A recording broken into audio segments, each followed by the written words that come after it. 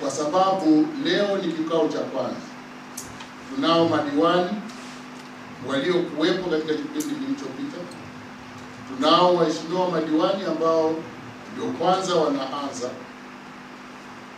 Nitoe ushauri kwa mwenyekiti wa halmashauri ya wilaya pamoja na mkurugenzi, waheshimiwa madiwani wapate mafunzo ili waweze kujua majukumu yao. Sisi sote tuliomo humu ni viongozi.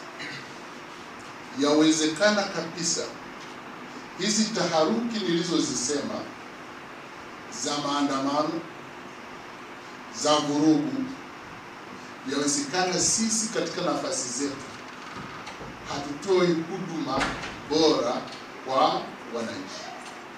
Pengine tunachagua kutoa huduma kwa kuangalia mtu alivyo. Pengine mwananchi anaweza kuja kutaka huduma katika ofisi zetu, anaweza kukaa zaidi ya masaa 5 hajapata huduma. Akiondoka huyo anaenda kuchafua taswira ya serikali mtaani. Pengine ameingia kwako hujamhudumia ipasavyo. Sasa sisi ni viongozi, tuna nafasi zetu. Tunaomba mkawahudumie wananchi bila kuchagua huyu ni tajiri, huyu ni maskini, huyu ana elimu gani, huyu hana elimu gani. Tuwahudumie wote sawa sawa, ili tukapunguze hizi taharuki ambazo zinatokea. Kwa sababu kuna watu wengine akisikia mwana anaingia kwa kukumbuka nilichofanywa na mtumishi wa umma au na kiongozi wa umma. Lengo ya muda mrefu ya kupunguza hivi vitu vinavyotokea, sisi tuliomo humu na wengine ambao wako nje, tujitathmini namna ya kuhudumia wananchi katika ofisi ambazo tumekabidhiwa na wananchi.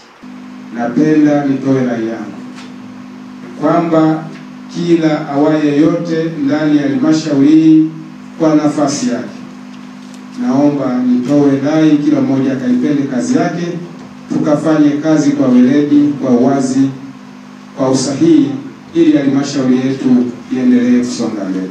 Mimi na makamu wangu na sisi tunaahidi kwamba tutakuwa wazi kwa watu wa aina zote, watumishi wote wa baraza na hata watumishi wengine wa serikali, ili halmashauri yetu iweze kuendana na ufanisi mkubwa.